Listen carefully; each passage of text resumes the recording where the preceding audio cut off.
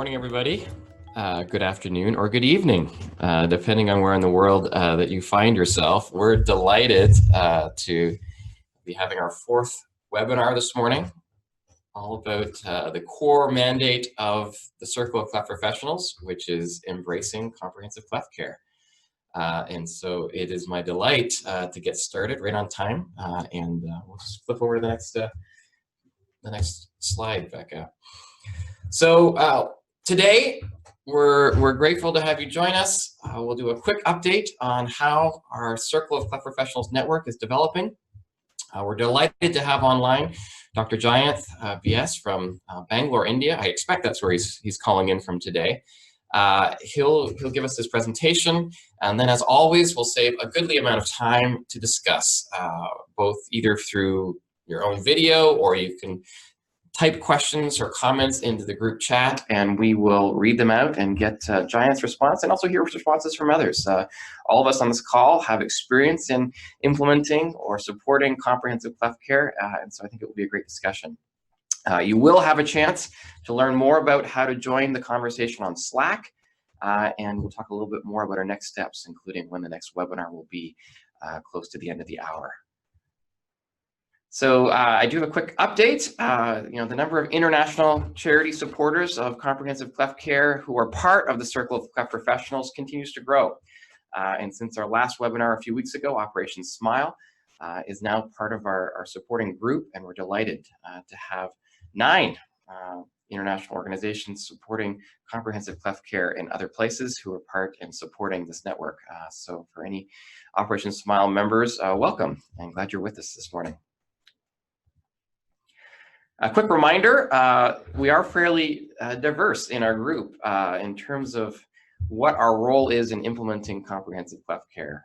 Lots of surgeons, speech professionals, orthodontists, dentists, and then even those of us like me who are involved in cleft charity leadership, research, and other disciplines along the way. So if you do know somebody who is passionate about comprehensive cleft care in low and middle income country contexts, we do invite you to let them know that they can apply and join and contribute and learn.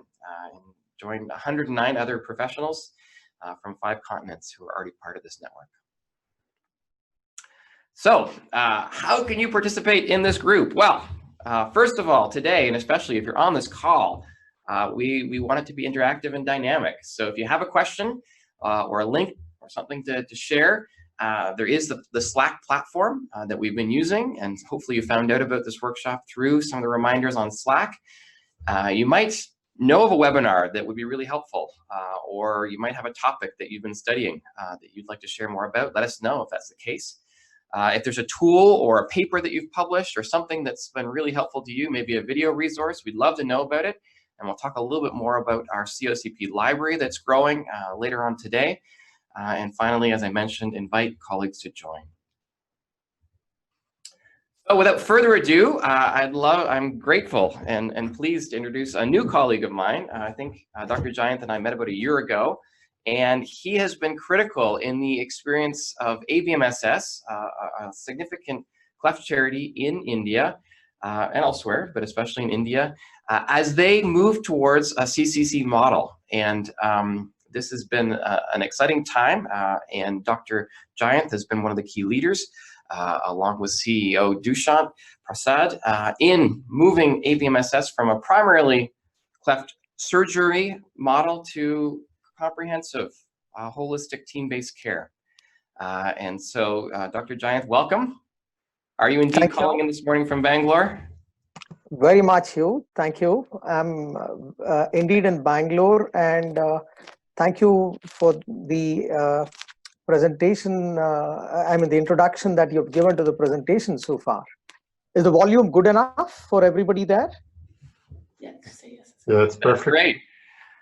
So just a quick introduction. As I mentioned, Dr. Jayanth is the Program Director and Medical Supervisor of ABMSS, which is part of the DCKH, or Deutsche Cleft Kinderhilfe family. And previously, he was a center director, so he has a deep experience as a maxillofacial surgeon, of leading a cleft center himself, and now moving on to more of a national or international role in in promoting CCC. And I think he's recently moved from the city of Coorg into Bangalore and has set up shop there. And that's actually where ABMS has its head office in India as well. Right. Anyway, Dr. Jayanth, I know you've prepared lots and you've had lots of been a rich year of learning as you've moved in this more leadership role countrywide. And we're delighted to hear a little bit more about what you've been learning. Thank you, Hugh. Shall I start the presentation going? Please do. Yeah, I'm going to share the. I'll share the screen and start off. Okay.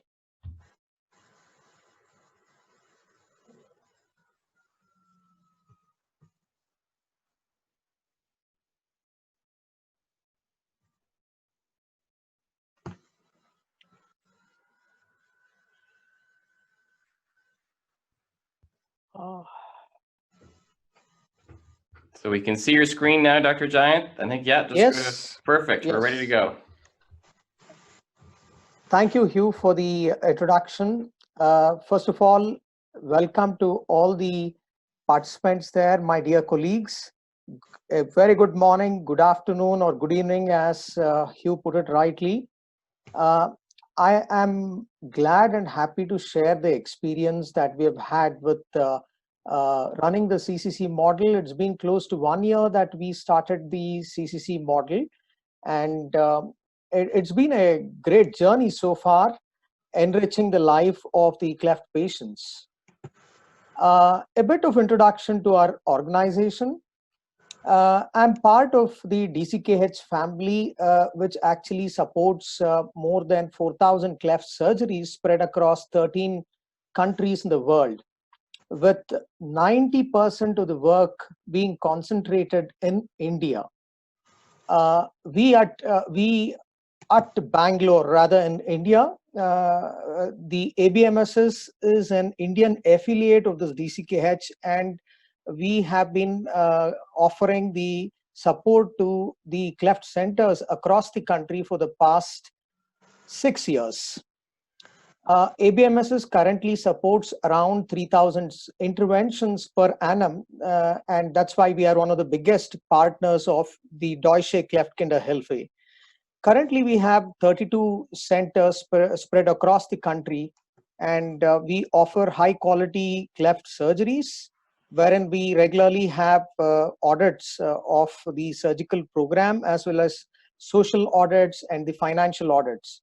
We also believe in a sustainable approach where we want to run permanent centers on a long-term basis rather than a mission-based models. And we follow a pyramidal sequencing approach where we have classified centers into micro, macro, mega, and giga centers. A typical micro center is one where around 50 surgeries per annum are done. And here, the only the comprehensive care that is offered is speech therapy apart from the surgeries. A macro center is one where we do surgeries up to around 150 per annum, and here we add on orthodontics also along with speech. And beyond this, we have the mega and the giga centers, wherein we do up to 300 and 400 respectively per annum.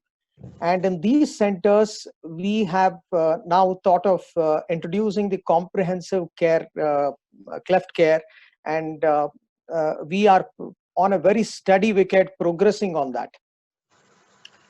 Now, we believe in networking with the hospitals as our primary partners, along with identifying the best surgeons who are available to us locally and who are committed to the cause of the cleft.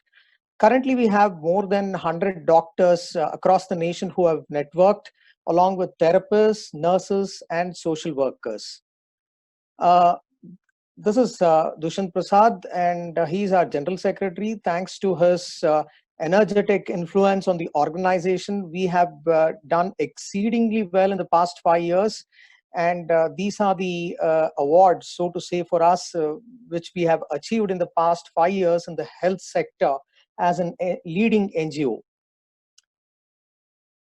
Well, the picture says it all, my dear colleagues. You can see the woman on the left showing off her depressed attitude or a depressed look with a cleft child in her hand, and the same mother. Look at the transformation on the face. What a gleeful and enchanting picture it is. The mother is very happy at this point in time. Now, it is not a thing that goes unnoticed by most of you, that this smile is not going to last long for the mother, given that the moment the child starts talking, she has a few questions. The moment a few of the teeth go missing, again, she'll have her own doubts. And as the child grows, the stretching of the scar, the presence of ear infections, the malaligned teeth, so on and so forth. All these functional problems, when they come together, the mother will come back to the surgeon with a whole set of questions. And this is what, as surgeons, we have been knowing. And I would like to use an analogy of the elephant in the room. Now, this is a humongous problem which, as surgeons, we are aware of, but we are blinded to its presence because we concentrate on what we best do. We are just trying to bring about a cosmetic or an aesthetic change. So this functional rehabilitation is something that has to be part and parcel of every cleft unit, and to ensure that we don't fall back. ABMSS went ahead and with the help of a pioneer like Transforming Faces, which has been focusing exclusively on the functional rehabilitation part, we have started this new journey as true partners. Well, the first of the centers that was selected for the comprehensive care program was the setup in Mysore. Mysore is the third largest city in the southern part of Karnataka, which is one of the big states. Now, we took up this in the St. Joseph's Hospital located in Mysore. This hospital is mainly a charitable hospital being run by the Diocese of Mysore. And to head the project, Dr. Manu Prasad is our cleft surgeon. He's also a maxillofacial surgeon by training. He's an extremely passionate and keen cleft surgeon. Dr. Manu started his cleft services way back in August 2013 in this beautiful hospital spread across 25 acres of land. And in the past 5 years, till we started the comprehensive care program, he had performed nearly 1,000 surgeries, doing on an average around 200 plus surgeries. And during this period, all that we supported or what he was doing was orthodontics, with the orthodontist coming from Bangalore to Mysore, traveling 150 kilometers during each visit, and an in-house speech therapist. And they had done up to around 290 odd cases had received speech therapy, and nearly 140 ortho treatments, though were rendered, only 58 of them went on to completion. So this was the background information with regards to the comprehensive care program. And everything here would fall on the shoulder of Dr. Manu. Being a surgeon, he had to run the look after the other aspects of non-surgical, the functional rehabilitation part of it. And mind you, there were no in-house team members to help him out. So we selected St. Joseph's Hospital for multiple reasons. One of the prime reasons here was the surgeon had a great vision to ensure that the kids get an complete justifiable functional therapy, and his vision helped us. He was a motivated surgeon, and with him, we had a very cooperative hospital management. Further, Manu was sure that he will be able to put in a good team of professionals to help him out. And the feedback that we got from the stakeholders, mainly the patients, the parents, and the hospital, was that we need to do something more than the surgeries. This was for more than one reason. The number of patients over the years slowly was coming down. The patient footfall was coming down due to many other NGOs also in and around the areas offering surgical therapy, and also for the reason that we had a lot of patients who would travel from the rural areas who were not aware of the availability of services in St. Joseph's. So we had to do something to increase the footfalls. Added to this, Mysore was an excellent tourist center, and being closer to Bangalore, we thought the proximity will help us to implement the comprehensive care project and to monitor it on a timely basis.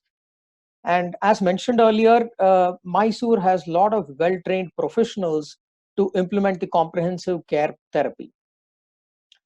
Now, all that we had to add to the existing ortho and speech was we started the nutrition program, added on NAM, the dental therapy, the ENT services, and the audiology services to complement it, along with counseling. Now, as doctors, we are all aware of the benefits of NAM. Most of the cleft units deliver NAM therapy either through an orthodontist or an pediodontist.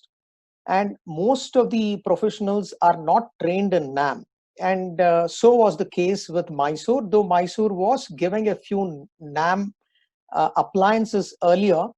We didn't have an in-house team, and that too a competent team to manage this. So we had to do a capacity building workshop to train the in-house team. And the most important thing to note here is that along with the orthodontist of Mysore, the lady here in the jacket, now along with her, we had to train the cleft fellow and the surgeon himself to be competent enough to make some impressions when the child presented to the hospital, to adjust the NAM plate. Though the professional is there as an orthodontist, you have to train your team to manage the entire NAM part of it, as the child keeps coming on a weekly basis for up to 3 months time till the surgery is delivered. Thanks to the presence of Dr. Akshay Shetty, the person in the center here, who was trained at the Changung Memorial Hospital, we were able to train not just the Mysore team, but the Agra team at the same time. The next the comprehensive care parameter that we had to introduce was the nutritional program. Though all the kids were going through the pediatrician would prescribe medicines, or he would give us advice, and the parents had to follow up. Now, what changed for us with the introduction of the CCC program was we would get behind the patients, and there would always be a doctor or the coordinator accompany the patient to the pediatrician and ensure that these supplements are provided. And we started monitoring the weight, the hemoglobin, and the growth and development according to the WHO chart to ensure that a timely intervention is done for the cleft children. And this has been a big success, with nearly 22 children in the last 1 year benefiting from the nutritional program and gaining good weight and hemoglobin to allow the surgeon to perform a good task. So a nutritional therapy program would mean that you need to get involved with your pediatrician. Though they are independent to function, you need to keep informing them that we are there to support the children. Otherwise, they just would put down the prescription, and the cost of the nutritional product is something that most of our patients cannot afford, and they would not follow the instructions. So that is a big change that's occurred with the nutritional therapy for us. The dental therapy is something that every team member should know to provide to a certain extent. The dental therapy here is being performed by our orthodontist. We have had 2-3 dentists who have been with us, and since the dentists are preoccupied with their own practice, they lend us up to 2 or 3 hours of service every day. That's typical to our setup. It could change with the setup that you have, but given that we had to overcome an issue here, or you can see that our orthodontist is doing some oral prophylaxis. Likewise, the fellow or the surgeon also would get involved with doing and rendering some dental therapy. And the focus of the dental treatment is mainly on the basic, and that is preventive. Like, for example, we do pit and fissure sealant, we applied fluoride, and we avoid any cavities and expensive therapies like root canal therapy or a bridge work in the near future. So the thrust of the dental treatment at this point of time is preventive, and we have been quite successful in rendering the dental therapy program. Most of the children who come to Mysore Center so far, in my experience, have been very small kids where the milk teeth are yet to come out, and therefore this is one of the legs of the CCC where the number of patient footfalls is slightly lower. Orthodontics, most of the hospitals and cleft centers world over have orthodontic skilled professionals available, and here the philosophy of treatment could range from using just the expansion screws to making use of face mask therapy and then a fixed appliance therapy. And it is the role of the team leader, that is the surgeon, to plan this out with the orthodontist, whether you will follow all these steps in the treatment plan, or would you be doing the orthodontic treatment in 2 phases, focusing one on the mixed dentition phase and one on the adolescent phase. And it is the cost of the therapy that is going to be slightly a barrier to providing care for ortho patients, as we are seeing in our program, wherein the patients come at various stages with the brackets which have just fallen off, or they are just playing around and they break the tooth sometimes. And since the orthodontic therapy is long drawn process, you need to ensure that you have your orthodontist who is fixed up and will not change in between for the next 2, 3, or 5 years at least. So you need to ensure that you have an orthodontist for minimum 3 to 5 years in the team.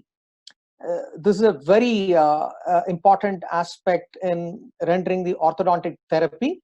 And as I mentioned earlier, whether you're going to do only expansion and then fixed orthodontics, or whether you're going to do the face mask therapy also, which is a functional therapy procedure to avoid surgical advancement, is something that the team leader will have to decide, and this protocol has to be in place before you embark on orthodontics. ENT services, this has been a very good add-on to the existing program, wherein the ENT surgeon would come in for all the primary palatoplasties to insert a grommet. This is a new change that has happened with the introduction of the CCC. And by introducing the grommet, we are able to prevent the mid-ear infections that would occur in future. Apart from this, we are able to treat the ear infections, and what we would have just passed on as a referral to the ENT for improvement of hearing services. In the past 1 year alone at Mysore, we have done more than 6 or 7 interventions which have saved the hearing potential of the child. So that's a big step forward in terms of engaging the ENT surgeon. For the introduction of the speech therapy, as I told you, this was something that was already there for the past many years. We had to add on a few things, like we had to have we believe in engaging the child from a very young age, and we start the speech therapy stimulation when the child is newborn. And for the speech therapy part of it, we had to install a special software. It's a very dynamic and interactive software wherein the child can actually play with the tone and pitch of it and would get a dynamic response from the software. So it was more of a play for them, or getting involved, rather than a therapy session where they were scared to go in for the therapy. Combined with this, we had a very homely atmosphere set up in the speech therapy room. And we have also brought in video and audio recording as a part and parcel of this session, to ensure that the patient and the families can look back upon and see where the improvements are. This is very important because over a period of time, the parents can get bored with the monthly visits. It would be either due to lack of their earning potential for that day, or for them to waste a productive day traveling all the way. They will always come up with reasons, because they cater for the cleft child right from birth till 18 years of age, and you can't blame them. So you need these tools to record and to play out in future what you've achieved, because sometimes the parents don't appreciate what has been achieved at the end of 2 years. It's very human to forget things casually like that. And our speech protocol also involves the speech therapist engaging at every stage of the surgery, be it the lip surgery or post the palatal surgery. The surgeon involves them to ensure that something that the surgeon is not looking at from his angle, the therapist can guide us. And also, we have this very good intensive speech therapy program in Mysore, wherein we admit the patients for a block of 10 days, and the sessions are done on multiple times each day. And that way, any child who desires to come during vacation or during school holidays can end up for intensive speech therapy program to achieve that incremental gain. Especially this is helpful for single parent child where the mother is working and they cannot come on a regular basis. It helps a lot for speech therapy. Apart from the services, we had to bring in some structural change to kickstart the CCC program. And the important steps in this were hiring the patient coordinator. Then we had to institute a monthly meeting. And finally, we had to rework the entire way in which we were running the program. From being a surgeon-centric, it had to become a hospital-centric for all the logistics, delivering the logistics of the program, mainly to do with the finances, but also to provide the resources. And with the engagement of an in-house team, the new members who came in also had to be involved with the hospital activities. And make no mistake of it, hospital becomes your primary partner when you start a comprehensive care program. As I said and mentioned earlier, the coordinator is a very important person. He or she is the one who liaises with all the team members and schedules the appointment with the patient. She becomes the first point of contact to the family, counseling them, guiding them, and providing needs on the functional rehabilitation therapies. She liaises with any vendors to get the material for us. She is the person in charge of documenting, recording, and reporting to either me or to Courtney from the transforming phases. And the coordinator also has a very important role to play in setting up the monthly meetings and scheduling the same.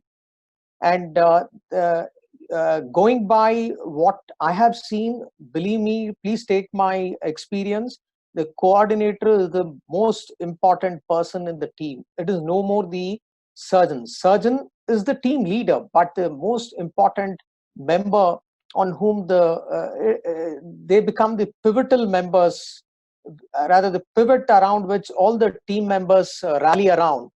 So they are very vital to the success of the program. Monthly team meetings, which are scheduled, mainly have an intention in mind to troubleshoot, to brainstorm any ideas that you want to do. For example, you're not getting any footfalls in few areas, or you want to do a school program, or you want to conduct a campaign. It's important that you involve all the team members. So it's from time to time you need these brainstorming sessions, and also for individual case discussions, and to look back upon your progress of each cases and to see whether there's a course correction required in between. Monthly team meetings also provide a platform for knowledge sharing and mutual referrals. Now, we have had the ENT surgeon go and talk about this in his community. That is his professional association in Mysore, and the association members all know about it. Likewise, the nursing staff does it. The speech pathologist does it with her association. So you have a wide circle of networking, and the word spreads around much easier. Therefore, you get a bigger platform to raise the stakes of the game and to enhance the awareness of the comprehensive care project. Along with this, you need to carry out, we have carried out a lot of other activities to spread the search and awareness and provide information on the comprehensive care program. We have done some radio talk shows. Manu and his team they have gone out to many hospitals across, and they have educated the nursing staff about not just the surgery, but the importance of the functional therapy that is available. They've done this to the gynecologists in and around Mysore, the pediatricians, the two most important professionals as far as the cleft is concerned. They've also engaged themselves in conducting common clinics. So they hold a common clinic each Wednesday for the cleft patients, and most of the cleft patients have got to know that if they come on a Wednesday, they not only get the main team leader there, but they get to go through all the other doctors, the dentist, the ENT, the audiologist, the speech therapist, so on and so forth. So a common clinic has been organized, and we also do the parent interaction program, wherein the parents share what's happening with their kids and their families over the years and how they have transformed. So this rapport that is built up between two families, and the friendship that grows between the kids enhances the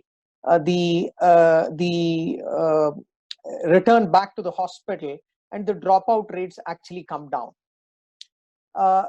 We have also organized some campaigns across the smaller towns surrounding Mysore to ensure that we spread the message around and carry out a cleft-free drive. One of the important aspects of the comprehensive care program is to reduce the distance. And as an preamble to COCP, the Circle of Care, which has been popularized by TF, rendering therapy locally is the most important aspect to ensure endurance for a long time. And to this end, it is important that over a period of time, the Cleft Center will set up outreach programs which carry the therapy locally, much closer to the home of the cleft children. And for this, we have come up with 5 or 6 outreach centers surrounding Mysore, at least 50 kilometers away from the center. So this reduces the distance that the kids have to travel. But again, this brings in a logistical problem where professionals might find it difficult to reach the outreach centers 4 times in a month. So we had to come out with an out-of-the-box solution wherein we educated our social workers to render some speech therapy there in the centers. At the same time, a cleft fellow goes, once the coordinator goes or the social worker is going there, he or she does the primary screening and they come back. So that's the importance of having some outreach centers along with the CCC therapy. We also run summer camps for the kids where the cleft children come, they get engaged with some painting competition. They have a singing competition on a given day. It could be on a general holiday, for example, the Children's Day. Children's Day is celebrated in India commonly. And for this, on this Children's Day, we organize many competitions for the cleft children. And the cleft children themselves become their judge. So it's a peer group competition that occurs wherein the child tries to judge the quality of speech. It could be a singing competition or a recitation or something else, or a skit program. So these programs are also built into the comprehensive care to allow the kids to enjoy the process of rehabilitation.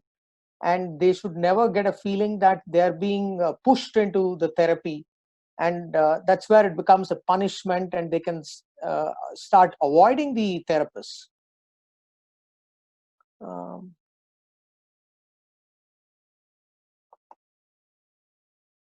So far at Mysore, I'll just go through the gist of it. After starting the CCC program, we have had nearly 100 non-Mysore cases who have enrolled for the program, and we have rendered nearly 1,000 rehabilitation with 22 children seeking NAM. And believe me, we had to recently request Transforming Faces to support the NAM program further beyond what we had initially agreed upon based on the excessive demand for this. At the same time, the number of speech sessions have gone up, and the nutritional program has benefited nearly 33 newborn cases in timely interventions. We've also had 12 team meetings where we have brainstormed the idea of rendering the CCC program without any delay to the family members. And at the same time, I'm happy to share that nearly 6 kids have had their hearing impairment improved so far with the ENT therapies. This is the story so far in Mysore, wherein we started the CCC program 9 months ago, roughly around 10 months ago, sorry. And in Agra, it's been around 4 months so far that we started. Agra is located much up north in India, and it's one of the hottest places. And since we started the therapy right in the middle of summer, where the temperatures were hovering between 45 to 48 degrees centigrade, we have had to bear the harsh realities of nature. And that's where we have seen that the number of patients who have come in for the sessions or for the therapy have been slightly less. And as a result of this, we have had the earlier speech therapist who joined us. She left us midway. And just today, we have had another setback in terms of the coordinator who wants to move away from the project as he has got a government job. So these are things which keep happening from time to time. And as a team leader and as somebody who's running the program, you need to be aware of the resources that need to be deployed, and you need to have your backup plans for running the comprehensive care centers. Now, in terms of the success, we have had a tremendous increase in the primary cases, a 200% increase in the number of primary cases as a result of the buzz that we have created in the professional circles in and around Mysore. And the St. Joseph's Hospital at Mysore has enhanced its reputation as a cleft care center. In the last few months, we have had Dr. Manu being exceptionally busy with the surgeries on small children. So that's a great spin-off as far as comprehensive care centers are getting popularized in and around the place. And at the same time, the NAM therapy, the nutrition, the speech, and the ENT services, which were not there earlier, they've got ingrained into the philosophy of this SJH team, cleft management team. And we have had very positive feedbacks from the parents and the patients. The number of skipped appointments have come down drastically. And as the proverb goes, nothing succeeds like success for a surgeon.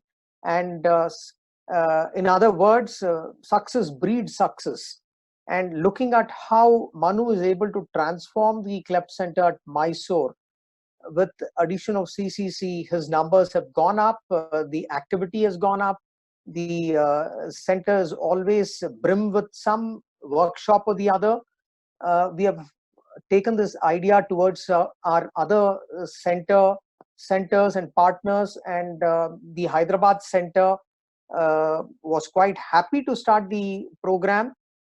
Having learned our initial footsteps that we took in the comprehensive care program at Mysore, we also felt much comfortable starting the program in Mysore at Hyderabad, and Dr. Vijay has taken the lead now. He's been into the program for the past 6 months, and I hope I'm quite sure that he's doing a great job. I hope he's also enjoying the comprehensive care work that he has got into now. And this is where the success of one center is trying to rub on the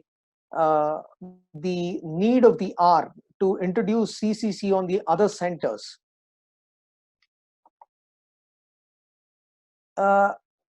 Along with this measure of success, you will also have your measure of challenges when it comes to delivering the CCC program. We have seen that to run the program, you need an extremely motivated team who will keep following up, and this work is done by our coordinator. Though initially she would come back and inform that the patient, though I am putting in my best effort, sometimes the families don't give any positive response, or they hang up the phone, or they don't pick up the calls. Now, over a period of time, I can see that this is slowly changing. It has led to a reduction in the dropout rates. More patients are adhering to the patient, and the families are slow reminders. So what we are seeing is a change in the motivation levels of the families, especially with the newborn families. I mean, the new patients that we are seeing, and for the old patients whom we have been treating for the past many years, we have seen that there could be issues concerning their either travel or job, or with them not being enshrined into this CCC program from the beginning. They are the ones who are tending to skip the appointments, or in other words, not completely in the program. But the new patients are the ones who have completely accepted this in their fold, and we are happy to see the change. At the same time, through our experience, we have seen that the professionals who come in they also have their professional career in front of them. And though they are part of the team,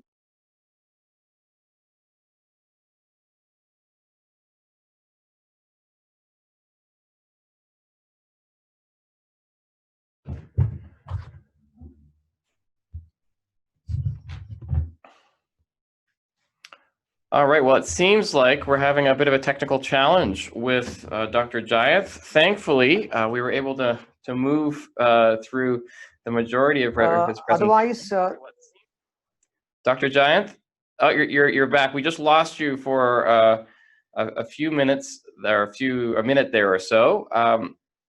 I'm wondering if you could just take us through your last slide, and then we can move to some questions or comments for the last 15 minutes of our hour. Oh, I think Dr. Jayanth is having technical challenges one more time. So I think we got through the vast majority of Dr. Jayanth's slides, and there's lots to talk about, obviously, as this is a real expression of comprehensive cleft care, trying to address many of the components that we know the professionals in this network are passionate about. And so I guess I'll invite anybody either to signal that you'd like to speak through the chat, or even to write a comment on the group chat, and we'll read that and see if we can get Dr. Jayanth's response.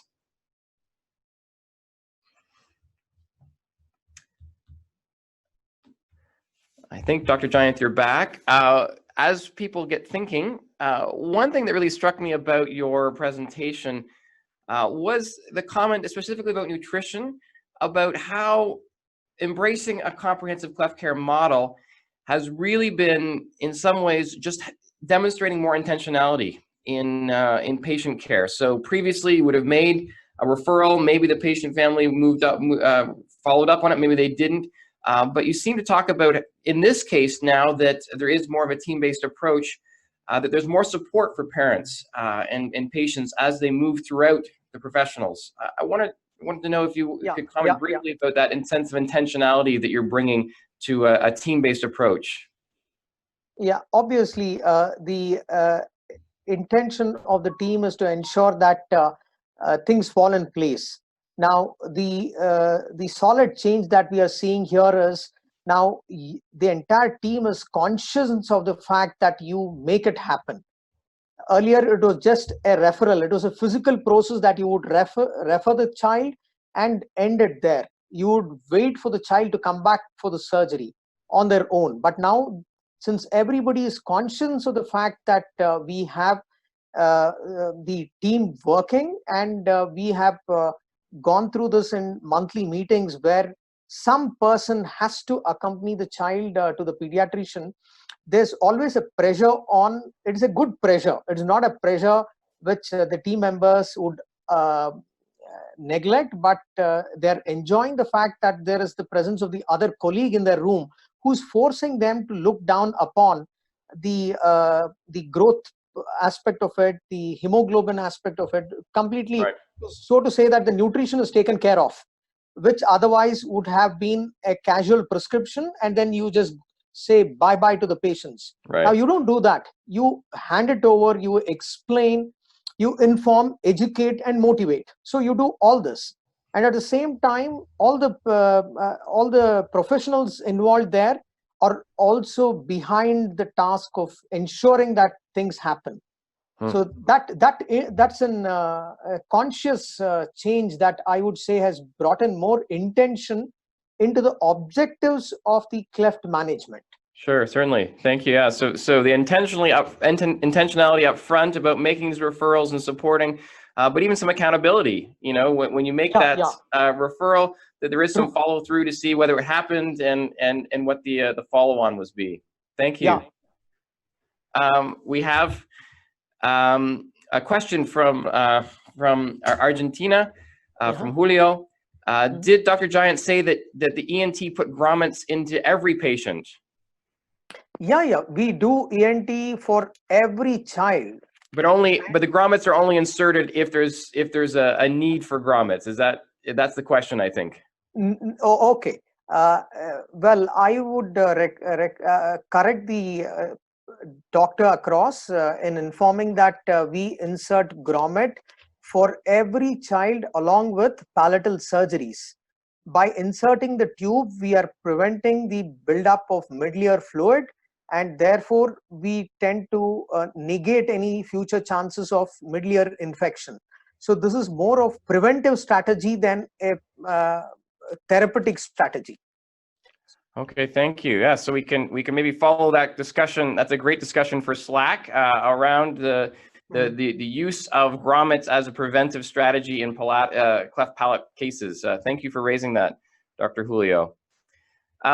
Dr. Jayanth, I think everyone on this call has been involved in at least following or supporting comprehensive cleft care. As you roll out new services to a population where there isn't necessarily that word of mouth from other patients, which CCC services have been most readily accepted by patients and their families? Okay. The two outstanding services in demand here from the parents are, one is orthodontics and the other one is speech therapy, as far as the CCC services are concerned. Now, dental therapy, ENT therapy, and audiology services and nutrition, though by no measure they are less, but in terms of making an impact and adding value to the patients, these two stand out. They are the ones which are in demand from the parents. Yeah. Sometimes I will give you an example here. The patient can put off an filling that can be done sometime later, but they cannot put off important speech therapy, right? To enhance the quality of their voice or to make themselves heard in a group. Whereas a small filling can be put off for a next date. So we are seeing that somewhere, though we have given every child a master treatment plan and they carry it with them, they have the choice to undergo all the therapies, but they choose speech and ortho over the others. And we still persist with them, keep motivating them to come back for the others. Thank you. And we see that Dr. Manu, who's from the Mysore project, is on this call and following along and appreciative of that sense of solving problems as a team, as a new approach. And Dr. Jayanth, that's something you pointed to and highlighted as a critical component of implementing CCC, moving from a relationship directly and mainly exclusively through the surgeon to actually engaging the hospital as a whole, as you draw upon more professionals from different disciplines, that hospital-based approach. What were some of the challenges in moving in that direction, and how did you meet some of those challenges in having a more of a hospital to partner-based approach? Well, we saw that initially, no matter how much your surgeon is passionate, he needs his burden to be shared by others equally. And once the train starts chugging on the tracks, you need somebody to actually take up the administrative role to ensure that the materials come on time, to ensure that payments are made to the professionals, and to take the advocacy forward at the level of the government, at the level of the society. So no better platform than engaging the hospital. And without the hospital support, you cannot render most of the therapy. So it was very important that we had to educate the hospital. And at the same time, we need manpower in the hospital to render so many services. And that can truly come through only when you engage the hospital. And we had to, over a period of time, the challenges were to go on reminding and requesting the hospital for the changes that were necessary for implementation. And at the same time, a few of the challenges are still there in terms of the admin issues or the accounting issues, which the hospital feels is an extra burden for them because they have to allocate one additional personnel. Here, this is where the coordinator does the best job of sitting with them, explaining things, trying to please them from time to time, and getting the job done with good diplomacy. Right. So that's the challenge that you encounter. Excellent. Yeah, that's very helpful. So just even from the sheer administrative burden load, you need the hospital's buy-in, and then having someone on the inside who speaks for the cleft unit, and you're saying in this case the cleft coordinator, has to really demonstrate a lot of diplomacy and good partnership management to make sure that the process is to unfold well. And one good point I would like to add here, the hospital during my last visit, they gave me a compliment actually, wherein they said that the services of the cleft in SJH has become so popular because it's a charitable one. A lot of other patient footfalls have gone up where they come and demand a charitable services, a social service. So that was one of the I could say it was a compliment for the project, but at the same time, and feedback from the hospital that, look, your project is actually trying to take away our the finances, wherein the patients demand free service, charitable service for all other medical care. Right. So there is a blessing and a curse. A blessing that, in the sense of the reputation of the hospital is enhanced. It's getting more patients, but also that there is potential of patients expecting similar service for other conditions beyond cleft. So it's something to watch and to manage. One of the other logistical pieces that's been flagged is that idea of cleft clinics. So where, Dr. Manu and the team at Mysore were able to provide some of these disciplines individually, now there is a sense of coordination. So as you mentioned, when parents are worried about losing a day's work or a day's wage or some of the projects that they're working on, that there is an effort made to make it as smooth a process as possible for parents. Tell us a little bit more about what that has been like in terms of cleft clinics.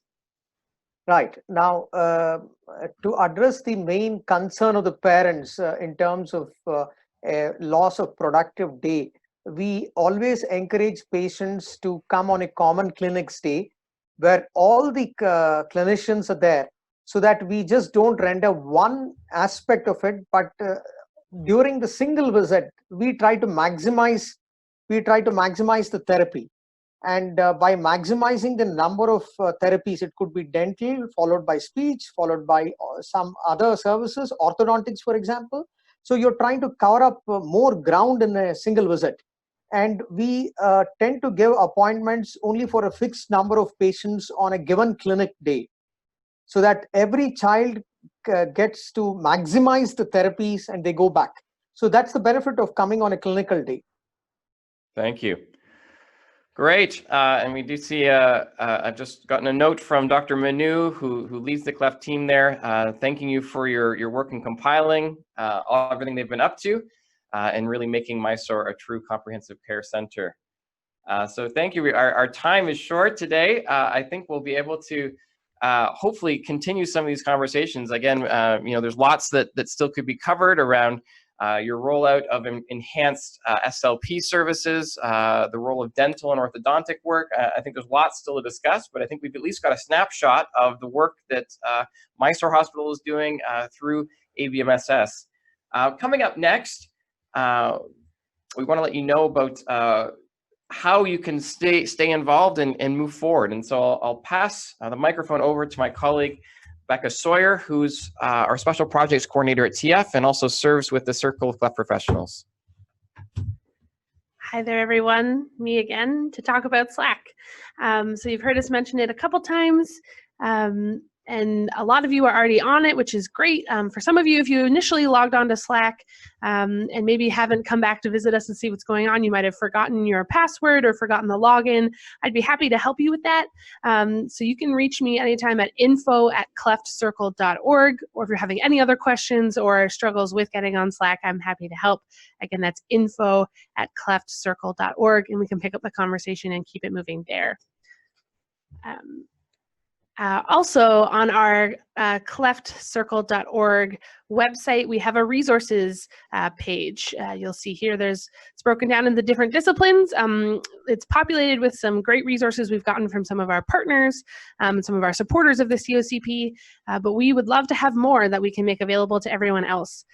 So if you have something that you think you want your COCP colleagues to be aware of, please send it to me, again, at info@cleftcircle.org. cleftcircle.org, and I'll be happy to get it up on our resources page for everyone to take a look and chat about. Thanks, Becca. Finally, what are our next steps coming out of here? Well, as we've said a few times, I think there's some good questions to be had and discussions to be had, good questions that were raised. Slack is a great place to do that. You can also reach out to some people like Dr. Jayanth directly and learn more about what ABMSS's plan is for India in terms of comprehensive cleft care. We'd love to see our library continue to expand, as Becca's mentioned, and if you do have a resource, you can email her at info@cleftcircle.org. And we will be coming up with a newsletter. So if there's something happening in your center to do with CCC that you'd love to share, we would like to send that out to our 110 or so professionals who are part of the network and let them know what's happening and how they can learn about implementing comprehensive cleft care in your context. And so we'll aim to get that out this summer. And stay tuned for the fall. We'll expect to have a full docket of seminars, webinars starting again by the month of September. So thank you very much for your time, everybody. It's great to see lots of familiar names and engaged people on this call. And we hope to stay in touch over the Canadian summer. Bye-bye, everybody. Bye-bye. Thanks, Dr. Jayanth. Bye.